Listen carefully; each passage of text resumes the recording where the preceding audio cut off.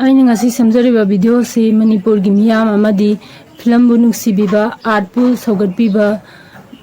artist नुंसीबीब मियामदा अइना वाकचबनी अइना इजब film अमखक्ता story हायरगा अइगी मिंगसे हापीरक्त्रे मयामनसु थेंगनबिरमबसु याय खबरदा असु हापचग्रे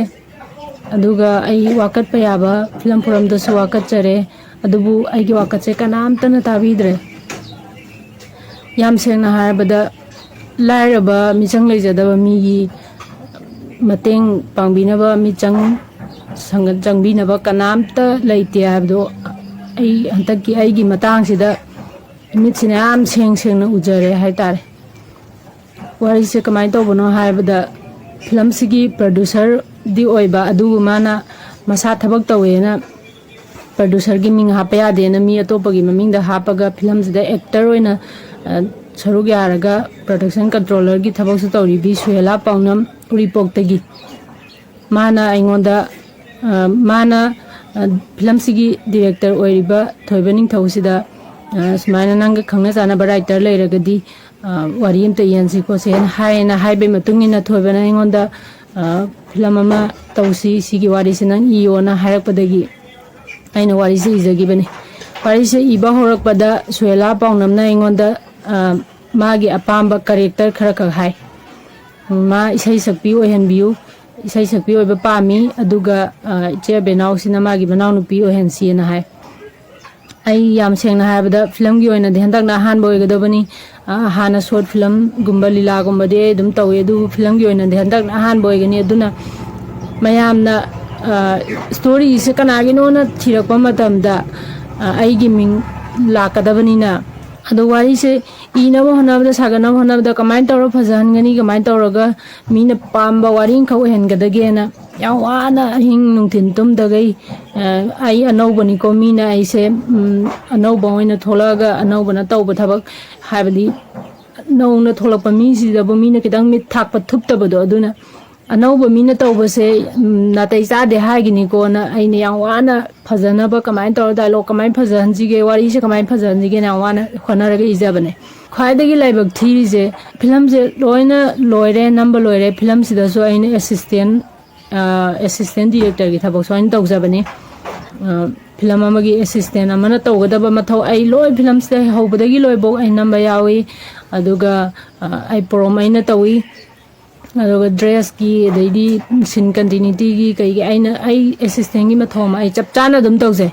अदुगा सुमाइना वाना फिल्म से लोशन मिनरा मतुंग सिदा हौजिक फिल्म से लोइरे कंफर्म एडिटिंग लोइरे फाइनल तादोरे हाइबा मतम सिदा इचेना अइंगोंदा पाव मखक लाएबा इबेमा नंगी वारी जाम फजरे अदुना आइजु फिल्म सिदा होनबदा यामना वागी बनी अदुना वारी सागतपदसु आई कांसेप्ट से यावे अदु स्टोरी से आई मिंग पालनी खोलनी तौरेबा अदे कइनो इचे आइना इजब वारी दबु इचे की मिंग पाने हाइबजिबो स्टोरी हारगदी पानबिगनो अदुदी यारो आइना याम वाना तौजरगा इजब पोतुदा इसेगी मिंग पानगे हाइबदा आइदी यारो ना हाइबदगी माना फिल्म फोरमदा सुमाइना डायरेक्टर गा राइटर गा ना आई फिल्म से पुथोगे आद्रेन थिंगेना ओना तैना बरोमदा फिल्म फोरमदा वाखलकपदगी फिल्म फोरमदा चलगा अखोय मयामना फिल्म फोरम की मयामना वासे अमगी वासे तार मतुंगदा इचे सुहेलाना माना जु सुमाइना कैरेक्टर खरा सागा बखोपा यावे हारबनीना स्टोरी कॉन्सेप्ट सो इन माई ममिंगदा हापीबदा याब्रा खोपराना हाबदगी अखोयजु फिल्म सिबु पुथोखरदी अखोयजु अहाम तौजब फिल्म नि अदुगा मिंगचट की दमक्तनी तौजरिसे अदुना मसिदबु पुथोखरदी ना हाय खलगा इचेना स्टोरी कॉन्सेप्ट अदुगा design chief assistant director production controller chief assistant director Siju assistant की थबक अमत सुतौ तौबा नते माना आइना लोय तौजबा गातने अदुबोक्ता माना आइना तौबा मिंग हासिगैने माई ममिंगदा पानगेना तौखलैजे असिस्टेंट की थबक सुमा यावेना हाजले अदु आइना तौजबदुदि आइदी तौजे आइगी मिंग हापो हाबने सिदा आइना नीरगा आई अमता आइगी मिंग अमता हापियोना आई हाइबा नतेबा आइना तौबा थबक्तुबा आई तौवे हाबनेबा अदो मादी माना तौबा सुंगना नतबदा ngam me haibe mati ma pesa paire sanga leire na ai gi kanaamta leite pesa jo paide sanga jo leite ꯑꯗꯨꯒꯤꯗꯃꯛꯇ ꯑꯗꯨ ꯈꯜꯂꯒ ꯃꯥꯅ ꯑꯩꯒꯤ ꯃꯤꯡ ꯍꯥꯏꯖꯥꯠꯇꯨꯒꯩ ꯃꯥꯏ ꯃꯃꯤꯡ ꯂꯣꯏꯅ ꯅꯞꯀꯦ ꯍꯥꯏꯕꯅꯦꯕ ꯑꯗꯣ ꯍꯣꯏ ꯆꯤꯞ ꯑꯦꯁꯤꯁꯇꯦꯟ ꯗꯤꯔꯦꯛꯇꯔꯗꯣ ꯌꯥꯅꯕꯩ ꯅꯨꯡꯁꯤꯅꯕꯩ ꯃꯇꯨꯡ ꯏꯟꯅ ꯍꯥꯞꯄꯤꯔꯣ ꯌꯥꯔꯦ ꯑꯗꯨꯒ ꯁ꯭ꯇꯣꯔꯤ ꯀꯟꯁꯦꯞ ꯍꯥꯏꯕꯗꯣ ꯍꯥꯞꯄꯣ ꯌꯥꯔꯦ ꯑꯗꯨꯒ ꯄ꯭ꯔꯗꯛꯁꯟ ꯃꯦꯅꯦꯖꯔꯒ ꯃꯥꯏ ꯃꯃꯤꯡ ꯍꯥꯞꯄꯗ ꯌꯥꯔꯦ ꯍꯥꯏꯅ ꯐꯤꯂꯝ ꯐꯣꯔꯝꯗ ꯑꯩꯈꯣꯏꯅ ꯁꯥꯏꯟ ꯑꯃꯈꯛ ꯇꯧꯋꯦ ꯑꯗꯨꯒ ꯁꯤꯗ ꯁꯨꯝ ꯐꯤꯂꯝ ꯐꯣꯔꯝꯅꯁꯨ ꯁꯤꯗ ꯐꯤꯂꯝ ꯐꯣꯔꯝ ꯄꯜꯂꯦ ꯍꯥꯏꯔꯒ ꯐꯤꯂꯝ ꯐꯣꯔꯝꯅꯁꯨ ꯑꯩ ꯐꯤꯂꯝ ꯐꯣꯔꯝ ꯎꯁꯤꯠꯇꯕꯗꯤ ꯅꯠꯆꯗꯦ ꯃꯣꯏꯅ ꯇꯧꯈꯤꯕꯗꯨꯕꯨ ꯍꯥꯏꯖꯕꯅꯦ ꯐꯤꯂꯝ ꯐꯣꯔꯝꯅꯁꯨ ꯑꯩꯈꯣꯏꯗ ꯑꯄꯪꯕ ꯁꯤꯔꯒ ꯌꯥꯝ ꯇ꯭ꯔꯤꯛ ꯑꯃꯈꯛ ꯇꯧꯕꯤꯈ꯭ꯔꯦꯕ ꯃꯤꯡꯊꯣꯟ ꯍꯥꯏꯕꯁꯦ ꯋꯥꯔꯤ ꯏꯕ ꯃꯤꯁꯦ ꯁ꯭ꯀ꯭ꯔꯤꯞ ꯔꯥꯏꯇꯔ ꯑꯗꯨꯝ ꯍꯥꯏꯅꯩ ꯑꯗꯨꯒ ꯑꯩꯈꯣꯏꯅ ꯌꯥꯅꯔꯤꯕ ꯆꯦꯔꯣꯟꯁꯤꯗ ꯗꯥꯏꯔꯦꯛꯇꯔ ꯄ꯭ꯔꯣꯗ꯭ꯌꯨꯁꯔ ꯑꯃꯗꯤ ꯁ꯭ꯀ꯭ꯔꯤꯞ ꯔꯥꯏꯇꯔ ꯑꯍꯨꯝꯅ ꯌꯥꯅꯈꯤꯕꯒꯤ ꯃꯇꯨꯡ ꯏꯟꯅ ꯁꯨꯌꯦꯂꯥ ꯄꯥꯎꯅꯝꯒꯤ ꯃꯤꯡꯗ production controller story concept design ꯑꯗꯨꯒ ꯆꯤꯞ ꯑꯦꯁꯤꯁꯇꯦꯟ ꯗꯤꯔꯦꯛꯇꯔ ꯁꯤꯗ ꯁꯨꯌꯦꯂꯥ ꯄꯥꯎꯅꯝꯒꯤ ꯃꯤꯡꯗ ꯊꯥꯕꯗ ꯌꯥꯔꯦ ꯍꯥꯏꯅ ꯌꯥꯅꯕꯅꯦꯕ ꯑꯗꯨꯗ ꯁꯣꯏ ꯇꯧꯔꯦ ꯑꯗꯨꯗ ꯁꯣꯏ ꯇꯧꯈꯤꯕ ꯁ꯭ꯇꯣꯔꯤ ꯁ꯭ꯀ꯭ꯔꯤꯞ ꯔꯥꯏꯇꯔ ꯍꯥꯏꯔꯒ ꯑꯩꯅ ꯁꯣꯏ ꯇꯧꯋꯦ ꯍꯥꯏꯕꯒꯤ ꯁꯤꯒꯤꯗ ꯑꯃꯨꯛ ꯈꯨꯗꯣꯡꯆꯥꯕ ꯂꯧꯔꯒ ꯐꯤꯂꯝꯁꯦ puthorokpa matamda press show kapakpa matamda aigi mingse story da hapkadabase script writer hana hapireba aduga story haigana Suela Paunamgi mingdo oina hapireba aduga film gi line da leiba mi halaman sing ojaguru sing di khangbiramani adu khangdaba sing gi oina haijarakanda script writer habse film da inadeba story harga inabaneba script writer haina igedabadu inade story haina ibiona aina amukasu haijareba ado moina aingonda onkhalleba nangna script writer na nasana yare na soi tawramabane hai ado aina soi tawramiba wafam dudi story concept design aduda mai maming hapaduda aina yare habane aigi mingdo lauthoga Suela Paunamgi mingda hapona yanagi bisu natteba aduga script writer na yare na soi tawrena hai moina onkhat pirabanina adu dadi film da script writer haibam ge story haibam ga tongan tongan thabase yade sanade si aina haiwa natte mayam gi rule ni niyom ni oja mayam na su hena khambirabane sidai film forum na su sigi waje karimta khangdabai type da moina su aingonda onkhalaga nangna dumai sai tawgibaine na haireba aduga hujina aina achumba saijaba matamda ai ona lalan bireba nasana soi tawgibaine na adu tari script writer haina bitari magi story concept na ibido ai yet pante story concept dom ibiu kashu kaide ai yete story harama igitari script writer habse kashu natte ai type writer ne habaga samana ba adu di tawbigano hajabane ba aina dangwana hona jaraga ijagi bodo ming do mana loina loge ai gi film sida ai gi mafam amta leite sanabam leite hagadi mido ai se pura kashu kanamta leite ai gi mai mangoda ai kam torpa ngamroina ai sham china usitpi da bai mong ne bato bije ado sida ai film gi oiba problem thokpani na film forum da wakat pham thoi ne film forum da wakat chabani ado film forum gi oja sing na su sida film forum palle aga usitte nang ai khoida singne adu ta tanthokani khotokani am to biragani ba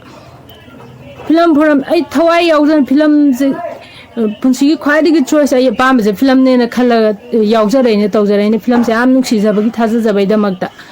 ado film forum palle haidana mana ai tanthokani khotogani haju ai kai mobile achumba haibai da magta ai tanthokani hagadi film da yawa yar hadi ai kai mobile te film forum na film se yare na preview tawba matamda soidana iramgane ba mamang hoji akoina uriba film sida thara iba maming simak film rongi preview to biribo oja singna ju ubirangane ba adu uba matamda si film sidi yena ba marai yama laigra film ni haina kamaina kari thari kari da soiri ana kitang komna yengbiraga preview se to biramagadi yare habe ayabado bibiramagadi sigi problem se thoi nei khanjaiba aduga film forangi form men ba title register tawbudasu story yaga Suela oina ire se akhoi ai khangjare ba adu da ibaduda mayamna yabiri se kari gino haba aina haisa hangjaning ba question je ai ya dam chengna wari lizare mayam yenare khanare tawre adugi matung sida film forum ta title tawbada story haga Suela ibada aduga preview tawbada story haga Suela iraga ai gi ming script writer na ibada preview committee gi oza sing sina harau si chumme yare na yaraga censor lawro na order thokpiramise sisne ba aina si kari gino habje aina hangjani je si haga aina oja singbu usitaba natraga singna ba thawai da ba natte oja singna khoida takpi gi lambi duna khoina chachari je film forum na sinba workshop ta 2006 7 8 adaida chahi amagi diploma course film forum da item jaraini aduga film institute ama panthobi film institute da so training yaujare feature actor da khoi yaujare aduda oja meyam na la ga khoi da takpi gi knowledge to oja meyam script have sini aduga sumain tawgadabane haina film forum da hauji hauji mak thau bubiri bo oja singsu moina kaw ki bagi di khangde adubu akhoi di isana tawjagi ba thabang ni na amta kawjade ba oja meyam na musu takpi re sumain tawgadabani si tawgadabne na adugi niyom do akhoi na mo hajar kana hauji na mo ai lan ba mta han bi re ba doi di kado bagi aingon seran toran tapi ri ge ba aina lale hargadi script writer harge inade story hai inai ado script writer ige hargadi story na hap kada ba natte ha ba se mayam na tapi ga hujing na mo aina haira kanda na mo ai lale na mo hai bi dore ba hai bi re ba ado aina haijaning ni badi ai atai kaim ta natte aina pamja badi ai mingset ki da makta tawraga film se ijagi bani awan hona jagi bani aduna film se date 7 da release tawni na lai re ado ai khabar da so hapchai paw da so hapchai amta tawbiganu thingbiyu ai gi ming sidang chumna habiyu ai je swelagi magi maming hapado aina thingba nate ai gi ming sidi chumna hapiyu haibane ado habdraga de aina film sida aina I habagi karino ai kem leite film sida ai kaidoino so khangdre ai kem tawdre aduna simatang samdok piraga release tawbiyu adu samdok trifaudi release tawbiganu na haijabane adu ai haijaba ya ba haijare tawba ya ba tawre adu hoji karim ta kanabam khangda badongna film forum na su adum akhoi da sum manaron thembai ta ta tawraga achumba haibada aran ma midu gi mijangjanga ga achumba mi sin namdara thambi ge na khan adugi khanbi wakhan lon ge dumana tarokpai ta ta tawre aduga hojik magidi ready ne kano tawni na release tawni na laigre seida ai dhandana chalaga film kappa yaro na hairbusu yaba natte mayamna support tawbidragadi ado film gi oina maru oina film na gi oina wakat pham oiba film forum na achumba si karino ran ba si karino khanga ai so adam seng na khangna raba wakat na wase waje khangna raba matung si bawda sum chumna ai si chumna som lalan biraga aran ma miduna sum tawgat pitadi ai gumba film pamjaba kayama film gi sangsar dagi film di sumai tawbada sok thina mot poire na khalaga dum tokhiba tabne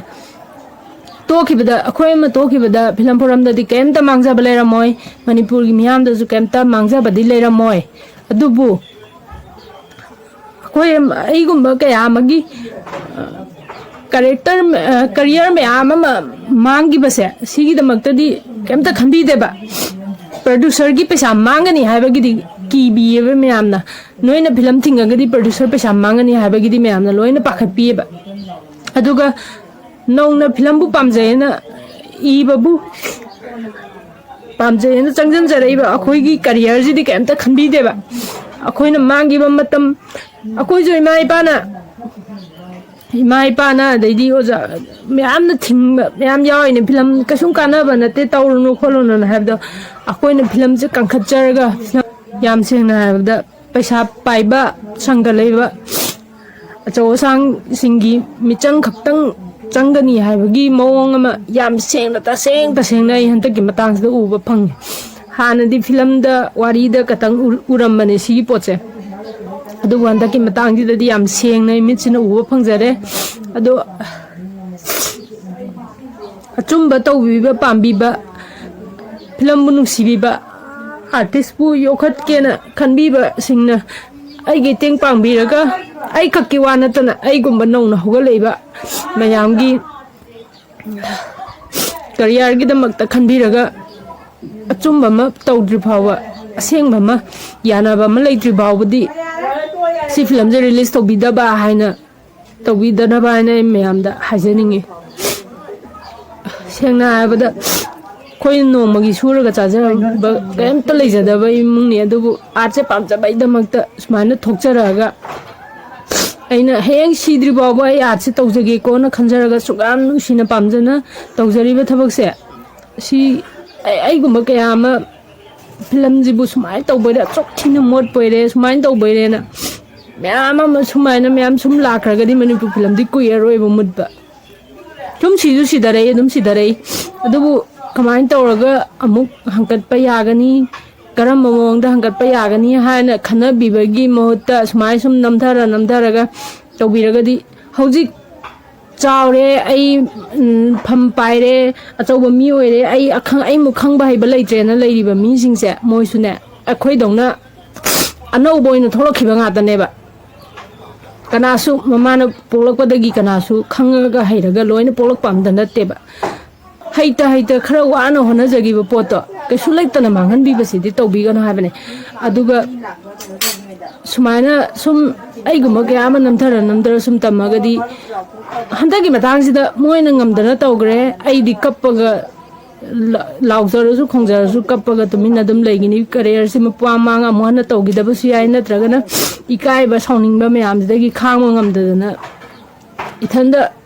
ꯐꯠꯇ ꯅꯨꯡꯗ ꯀꯩꯅꯣꯝ ꯇꯧꯈꯤꯕꯁꯨ ꯌꯥꯏ ꯑꯩꯒꯨꯝꯕ ꯃꯌꯥꯝꯁꯤꯒꯤ